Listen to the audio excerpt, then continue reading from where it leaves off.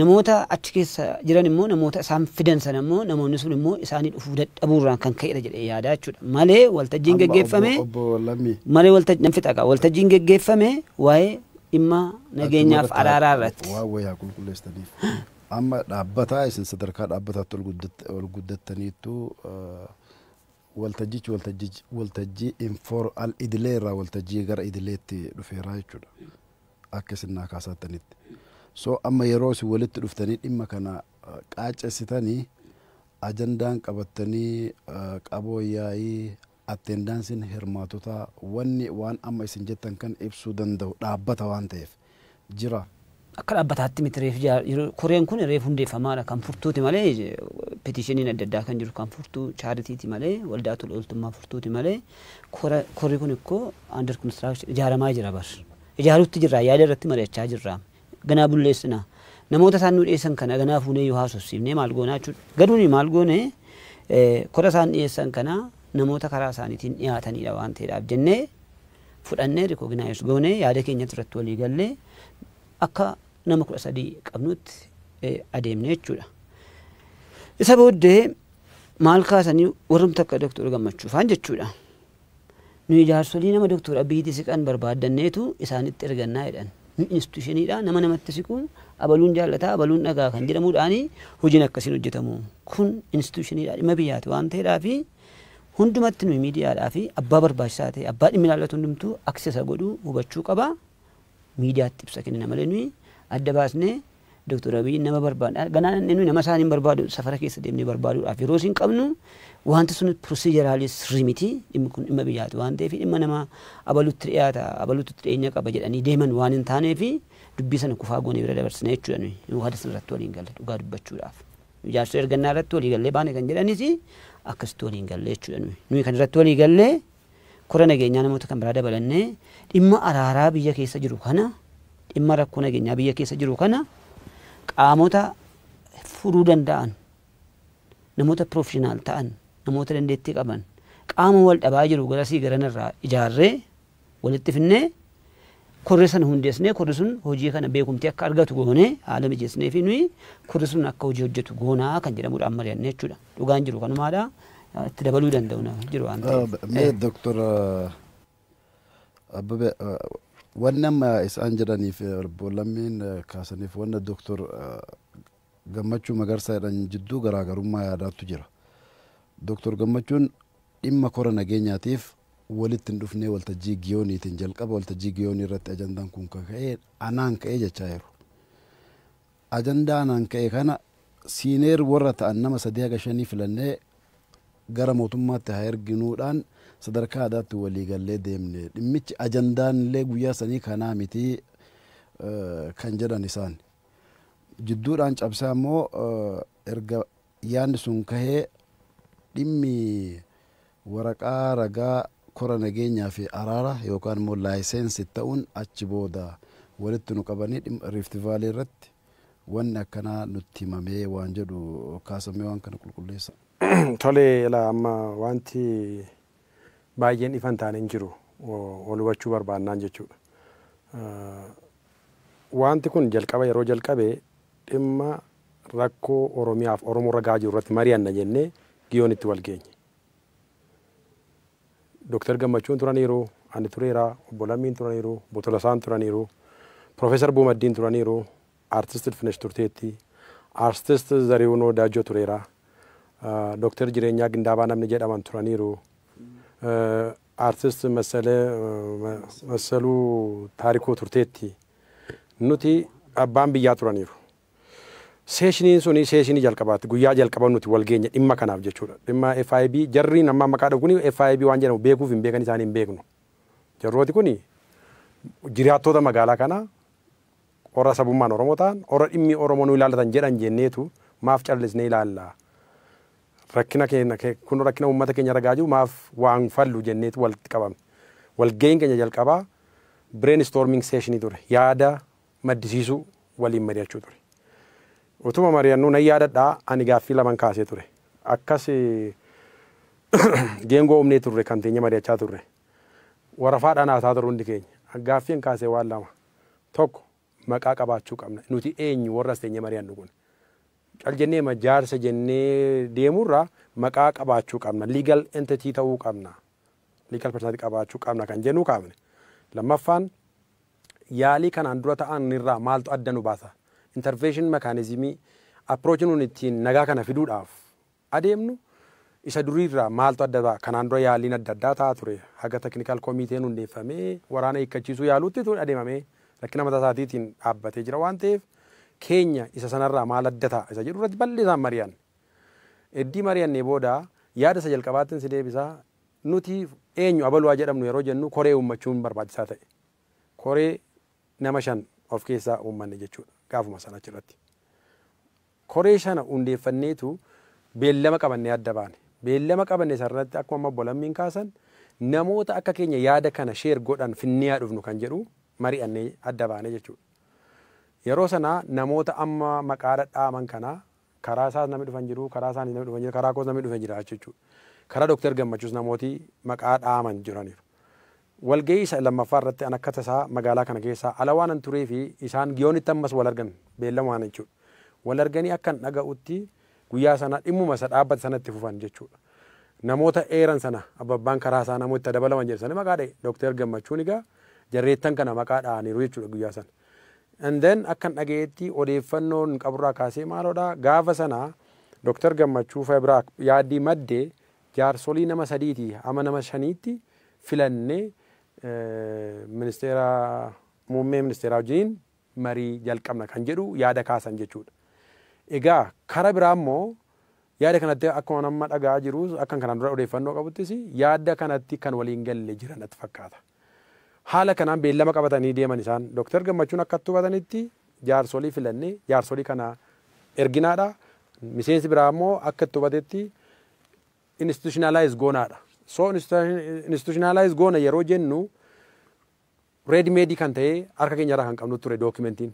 Dookimentii waldaa tola ooltummaa furtuu kan jedhamu kaayyoo hedduu kan of keessaa qabu dhimma nageenyaa irrattis kan hojjechuu isa dandeessisu kaayyoo akkasii kan qabatee waa dhaaba nuti qabnu jira durumaayyoo jechuudha.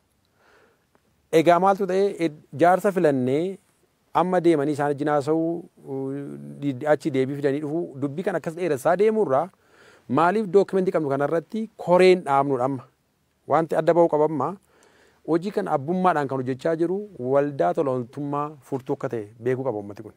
Waldaan tola ooltummaa kuni dhimma qulqullina irratti hojjeta, dhimma environment irratti hojjeta, dhimma fayyaa irratti hojjeta, dhimma barnootaa irratti hojjeta, dhimma misooma irratti hojjeta. Kaayyoon isaa kana qofa miti. Abbummaadhaan amma kan koree kana qabatee jiru waldaa tola ooltummaa. Hagamma maal hojjeta uummata bira beekameera waldaan kun. Waldaan kun isa kana siif fixeen itti si deebi'a. Kanaafuu wanti ready made ta'e waan jiruu fi isarratti wanti barbaachisu maalidha dhimma nageenyaa keessaa gallee akka hojjennuudhaa fi qaama dhimmi isaa irratti xalayaa deeggarsaa argachuudha. Waan biraa mitamu. Xalayaa deeggarsaa yeroo gannu immoo miseensa koree hundeeffannee dhanne maaliif nuti amma waajjira banannee manajira qacarree maal gochuu hin dandeenya turre. Kanarra deemurra garuu koreedhaan namootuma keenya warra wajjin yaada kana kaafne incorporate gooneetu laayisensiin argame jechuudha. Laayisensiin sun maalodha? Koreen kun bakka dhaguutti akka hin danqabneef xalayaa kanaan miidiyaa kominikeetii gochuu danda'a, qaama barbaachisu kominikeetii gochuu danda'a jechuudha malee legally registered kan ta'e jiru abbaa isa ta'e sana jechuudha. Kanaafuu bifa kanaan wal ga'uudhaaf hojiitti seenuudhaaf wal ga'ini inni Rift Valleytti waame kuni biiroo Dooktar Gammachuu keessatti kan waamame. Maree gaafa sanaa irratti Dooktar Gammachuu fi namoota adda addaa warra gaafa sana dhufanii fi dhimmi furtuu haaraa ture dhugaadha. Maaliif furtuun beekan isaan?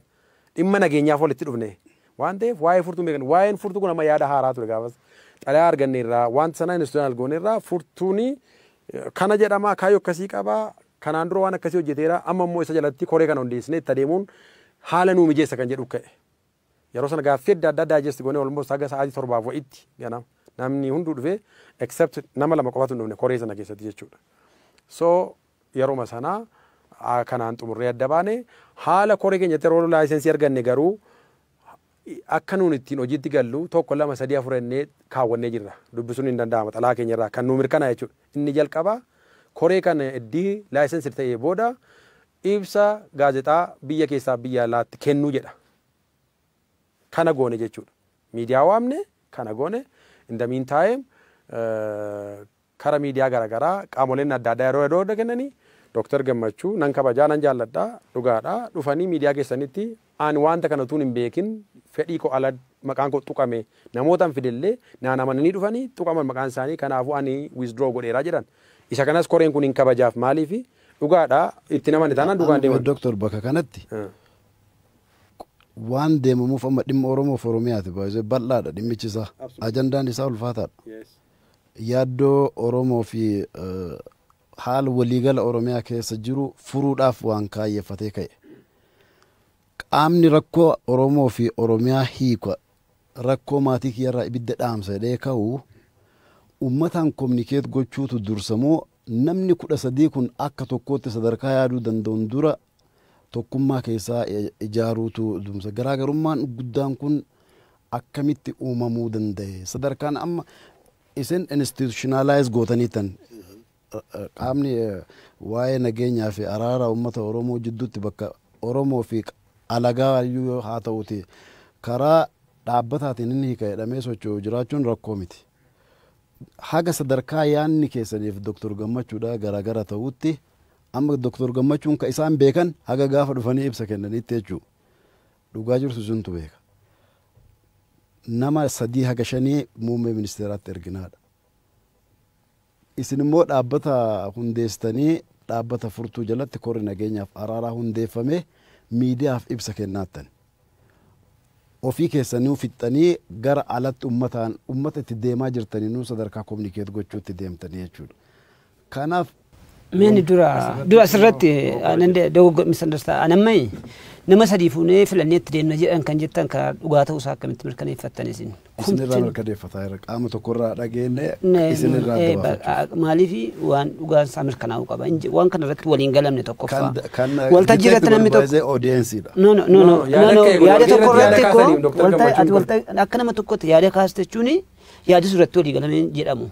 Namni at least walakkaadha irratti walii galuu qaba yaada sana. Yaadni sun walii galamuu dhabu Dr. Gammachuun beekanii. No miti kaa. Walgahii keessa ture namni tokko yaada kun yoo akkas ta'e gaariidha yaada jedhe yaadi sun yaada na deemsifne naa ta'e maajoritiin kufaa godhee bira darba yaada Dr. Gammachuu kanaan kufaa ta'e. Kuni waan qanii nama dhannee iddoo dhaloota isaanii barbaannee dhannee iddoo isaan jiran barbaannee eessatti dhalatan Dr. Abiy jennee funaannee barbaannee erguu hin dandeenyu. Kanaaf yaada akkasii yaada dadhabaadha. Hin fudhannu inni bira darbine yaada kana completely namni approve godhee irratti walii galee hin deemne. Yaada nama tokko yaada koo yaada isaa tun ta'ini yaada walii galaatu ce'a waan akkasii irratti jechuudha. At least sagalee caalmaadhaan ilaalama waan akkasii. Ibsa kenname wajjin wal qabatee immoo ibsa kan kenne abbaan ibsa sanaadha. Waldaa tola ooltummaa furtuuti malee korra sana miti. Waati beekamuu qabu. Misunderstanding ture isa kanaan. Ibsi miidiyaadhaaf kenname suni korri sun gaafa korri miseensota akkasii qabu hundeeffame. Dhaabbata ejensii tola ooltummaa federaalaa beekumtii argate. Hojii isaa immoo kanaan hojjeta. Akkanatti hojjeta dheetu koreen sun hundeeffamuuf furtuun declare godhe malee koreen sun ibsa laanne gaafa sana ibsa koreen sun laate miti jechuudha. Even amma ammaatti koreen sun ibsa laanne baay'ee. Amma ammaatti korri hundeeffame suni ibsa laanne jechuudha. Misunderstanding gama isaaniitti wanti furtuun hojjetu hundumtuu waan koreen sun beeku ta'uu qaba. Misunderstanding jedhu waan tureefitu akkasitti dogoggoran isaan yaadaan jechuudha. Furtuun waan biraas hojjechuu danda'a. Waa koreen sun hin beeknu waan koreen ilaallanne waa biraas hojjechuu danda'a. Ibsa kan biraas kennuu danda'a boris. Gun waan koreen hojjetamu waan koreen hojjetu garuu koreetu akka koreetti ibsa kennaa jechuudha. Garuu ibsi sun specifically bar furtuun illee haa kennu ibsichi dhimma hundeeffama koree san irratti. Maarree dhimma hundeeffama koree sanaa ibsa sirriidha. Dhimma hundeeffama koree sanaa ibsineetu koreen sun akkamitti akka hojjetatu immoo ganaa karoora baafatee irratti mari'atee akkamittiin adeemna yaada duraan ka'ettan sana jaarsummaa erguutu wayyamoo akkamittiin deemuu wayya kan jedhamu suni dhimmi kun dhiyaatee korri sun ganaa dhiyaatee waa sana bulleessa malee amma kora waan akkasii leegaal entitii qabutu establish gooneetu isa kana beeksifne jechuudha. Kanaaf yaadi murtaa'e tokko akka hin jirre jala murteessitti mun barbaadaa jechuudha. Dhugaadhuma rabbiiti yaadi murtaa'e hin jiru kanaan hawaasnis dogoggoruu hin qabu. Korri ammayyuu ibsa miidiyaadhaaf hin laanne ammaatti jechuudha. Dhifama asirratti wanti uummataaf miidiyaaf ifa ta'uu qabu akkuma amma inni kaase walgahii seerri walgahii jira namnu yaada isaa kaasa. Yaada fooyya'aadha jedhee yaadu kaasa. Manni irratti mari'ata yoo indoorsi ta'ee rikardi ta'a. Amma yaadi ati yaada koree gootee nutti kaaftu kun yaada nama tokkooti. No, doktor akkasii miti. Yaadni an kakaasaa jiru sadarkaa sanitti miti. Mariin tokko yoo jiraatu baay'ee waan tokkorra walii galuudhaaf. Yeroo walii galama immoo yaadni nama hundatu yoo fudhatama qabaa jennoo jedhuun qaban akka dhuunfaatti. Namni sun waan qabatee waan itti fakkaate qabatee dhufeeraa keessummeessinee jirra. Akka qulqullaahuuf isin gaafachaa jira. As keessatti amma akka isin tuqxan barbaadu manni sun garuu yaadni abbaa fedhee haa kufaa ta'u yaadni lammiillee haa kufaa ta'u waan manni irratti walii gale koreen hundinuyyuu beekee ba'a. Yaadni sadarkaa an dhimma kana kanaan hin beeku an kanaan beeka. An nama sadi erguun beeka. Korri nageenyaa fi araaraa hundeeffamuu hin beeku. Waldaan furtuu tololtummaa furtuu akkana godhee yaanni kun eessaa dhufee isa kana kilaarifaay akka gootan barbaada malee kun dhimma kennaa miti baay'isee. Gaafichis gaafii kennaa miti. Kana qulqulleessaa ichaa jira nuti fudhannee. Yeroo qulqulleessinu tokkoffaan korri jalqaba taa'ee hin jiru. Kora waan jedhamu hin jiru. Namoota interventionii rakkoo uummata Oromoo fi Oromiyaa keessa jiru irratti fala barbaaduutu walitti dhufe. Kora miti kun informal groups. Informal groupiin akkamitti formal haa ta'u jedhu jechuudha. Achirratti yaada adda ba'a. Korri namni jarri nuti eenyu jennee jaarsa fillee erginame jalqaba nama sadi yeroo finne erginu who are we after all. Kanaaf legal entity ta'uu qabna. Nama jaarsa akka buufachuufis abaluun nu ergechuu qabu dhaqanii. Dhaqna ministeerri dhaqanii Dr. Abbabeen na erge lammiin na erge eewu Abbabeen isa biratti eewu lammiin. Kanaafuu eenyuun ergata inni ergatu kun jalqaba higgaayu isa hundeessa afaan Amaaraa ta'ee ifa ta'a fakkaata isiniifi isa kamiintu eenyuun ergata. Kanaaf legal entity legal personality argachuu qaba. Qaamni walitti mari'achaa jiru kuni jenne. Isa kanammoo akkamitti goona? Jaarsa ergachuu kan duru maalummaa argachuutu dursa. Maalummaa argatee xalayaa fudhatee jarri dhaqanii qosoqosa hidha gomiti. Wal beekumsiin hojjetama miti dhimma Oromoo. Kanaaf kana akkamitti seera qabachiifnu jennu dookimentii duraan irratti hojjechaa turre waldaa tololtummaa furtuu jedhamutu jira. Nuti immoo warra faawunderoota harki caalaan keenya. Koree kana keessa warri yaada kana maddisiifne warra furtuu kana hundeessineedha. Kanaafuu furtuu kana jalatti xalayaa deeggarsaa arganne laammas. Korri kunis amma akka higgaayu isa hundeetii qabaatee sochooftu hin ta'in kaayyoo isaa keessaa tokkotti hojiitti galee jechuudha waldaan tololtummaa furtuu kun. Isa kana hundeessinee dhufne. Eddii isa kana hundeessinee immoo istiraateejiin keenya jaarsa erguu dandeenya malaa kana booda yaadi Dr. Gammachuu kana booda dhufa. Amma korri kun nama 13 ta'ee dachee biiroo xaqilaa ministeera dhaqurraa jaarsa biyyaa filatachuun hin danda'ama ta'a. Kanaaf Dr. Gammachuun kan isaan jedhanii ani isa waa'ee legal entity hundeessuun beeku. Ani jaarsa ergennaan Dr. Gammachuun eenyu ta'anii jaarsa biraa ergatu. Jalqaba ofii isaaniif ikkoo beekamuu qabu. Qaama yookiin haala araaraa beenna. Kana isa biyyoolessa guddaa miti. Abbaa manaa fi haadha manaan iyyuu yeroo walitti bu'an yookiin abbaa manaa ergachuu qaba yookiin haati manaa ergachuu qabdi. Yookiin maatiin jaraa lachuu ergachuu qaba. Jarri kun maatii jaraa ta'uudhaaf abbaa manaa fi haadha manaa ta'uudhaaf beekamuu qabu jalqaba. Beekamtiin qabnu ture nuti namoota quuqama qabutu giyoonitti maaliif walitti arginee haasofnu jenne. Wal arginee haasofne. Jaarsa argannaa jedhan propose godhan jechuudha. Garuu eenyu taatee jaarsa argattanatti. As teessee interviyu gochuudhaaf jalqaba koo miidiyaa kanaaf hojjetaa ta'uu kee aan beekachuun qaba. Saboota na gaafachuu dandeessa. Kanaafuu jaarsa argachuudhaaf ijaara godhachuu barbaachisa. Seera qabeessa ta'uu barbaachisa. Isa kanaaf immoo kaayyoo akkasii kan qabu dhaabaa qabna ture nuti. Kanaafuu nuti biyya walitti araarsina jenne Dr. Gammachuu yookiin nama kan biraajii walitti bu'uudhaan miti kan adeemaa ture. Dubbiin kun eessarratti dogoggorame yoo jettanii nama dhuunfaa yaada isaa ibsachuu kan danda'u akka namanatti ta'e yaada isaanii yeroo dhufanii kennan koree tokko keessa ani hin jiru jedhanii himatan malee dhimma Oromoo haasa'an miti. Dhimma rakkoo Oromoo haasa'an miti. Anaan maqaa koo kana keessatti nan dhayinaa jedhan. Maqaa koo nan dhayinaa heddii jedhanii maqaa isaaniitiin dhaamuun kabajuuf. Kun kabaja guddaa isaaniif qabna nuti. Oromoo guutummaan isaan kabaja. Maqaa koo nan dhayinaadhaan malee jarri kunii badii akkasiif deemuu jedhanitu ta'e nuyi iyyuu gaarii. Hin jenne. Jalqaba waa xiqqoo ishii duubatti deebi'ee totti numantu baay'ee miti. Waan nagaa Oromiyaa keessatti buusuu kana waan araara buusuu kana irratti haasa'uun isaa fi miti jalqaba walitti kan dhufame kan jedhamee dubbateetu jira. Sirumaayyuu kaayyoo biraatu hin qabnu jara kanaan wal hin beeknu. Wanni walitti nu fideeyyuu sirumattuuyyuu waa'ee yeroo ammaa kana Oromoo fi Oromiyaa gubbaarra gahaa jirutu walitti nu fide. Maaliif lakki wanta kana rakkoo keessa gallaa jedhanii warra biraa deebi'an namoonni gurguddoon amma asirratti maqaan dha'u malee jiru.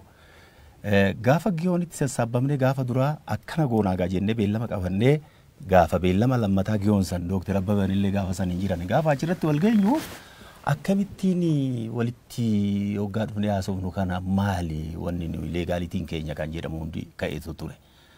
Gaafa kana waan kanarrattis qophoofnee dhufna namni biraatti isaa dabalamuu jedhame biiroo Dooktar Gammachuutitti wal beellamne reefti baalii isa kana daandii Massaalacaa bira jiru sanitti beellama sadaffaa qabanne achitti kaasnee haasofne.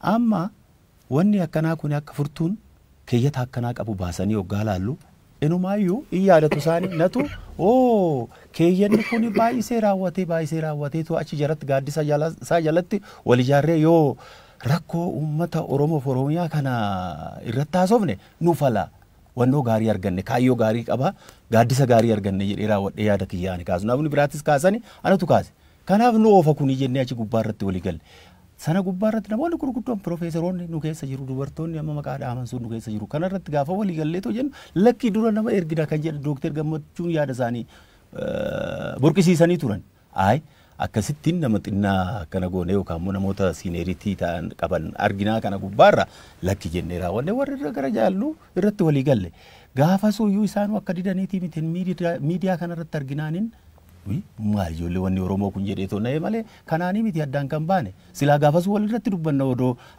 rakkoo akkanaa hin qabna jedhani.